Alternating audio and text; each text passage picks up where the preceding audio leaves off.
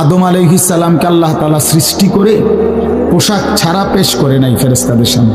কি মনে হয় আপনার? খোলামেলা বুঝছেন না কথাটা? তো ওনার গায়ে কি ছিল? পোশাক ছিল। তো আল্লাহ তাআলা যখন থেকে আদমকে সৃষ্টি করলেন তখন থেকে আদমের গায়ে পোশাকও দিল,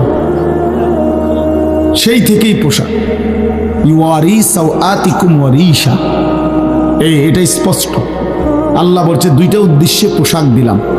এক, এটা তোমাদের লজ্জা ঢেকে দিবে, আর ওয়ারিশা, এটা তোমাদের সৌন্দর্যের উপকরণ হবে। তাহলে এটার মধ্যে একটা আর্ট আছে, সৌন্দর্য আছে। এটা লজ্জা ঢাকবে। এখন যদি লজ্জাই না ঢাকে, এটা যদি সতরই না ঢাকে, তো এটা হলো কি?